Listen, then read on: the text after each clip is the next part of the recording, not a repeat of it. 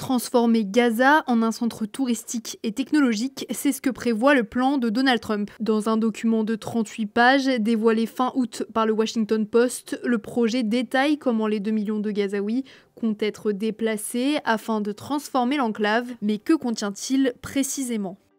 Donald Trump l'avait annoncé quelques jours après son investiture. Le président américain souhaitait transformer Gaza en une côte d'azur du Moyen-Orient. I don't want to be cute, I don't want to be a wise guy, but the Riviera of the Middle East, this could be something that could be so bad, this could be so magnificent. Et cette vision d'un Gaza futuriste semble toujours d'actualité. Le Washington Post a récemment révélé le contenu d'un document réalisé en avril qui dévoile le projet de reconstruction de l'enclave. Baptisé The Great Trust, le plan prévoit le déplacement volontaire de Gazaouis vers d'autres pays voisins ou dans des zones sécurisées. En échange, chaque Palestinien qui accepterait de partir obtiendrait 5 000 $ en cash, une subvention couvrant 4 ans de loyer et 1 an de nourriture. Pour les propriétaires d'un terrain désormais en ruine, des jetons numériques leur seraient offerts en échange de leurs terres. Chaque jeton représenterait des actifs numériques, soit de la crypto-monnaie. Tel Matrix, chaque propriétaire aurait alors le choix entre financer leur installation ailleurs avec ces jetons ou récupérer un appartement dans l'une des villes qui serait construite. Les États-Unis prévoient de prendre le contrôle du territoire sous la forme d'une curatelle pendant 10 ans, le temps de la reconstruction. Au bout de cette décennie, une entité palestinienne réformée et déradicalisée prendrait place. Le Hamas serait donc définitivement exclu.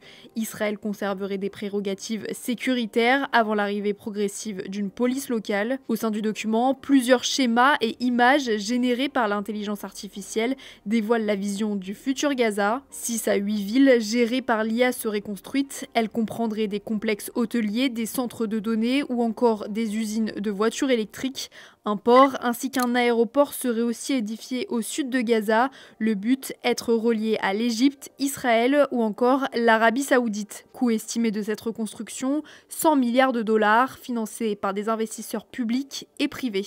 Derrière la création de ce plan se trouverait la Fondation humanitaire pour Gaza, selon le Washington Post. Soutenue par Israël et les États-Unis, cette organisation privée, en charge de la distribution de l'aide alimentaire dans l'enclave, est fortement critiquée. Selon l'ONU, plus de 1000 Palestiniens ont été tués par des soldats israéliens lors de ces distributions. Sa mission semble aussi échouer, puisqu'en août 2025, les Nations Unies ont déclaré l'état de famine sur la bande de Gaza.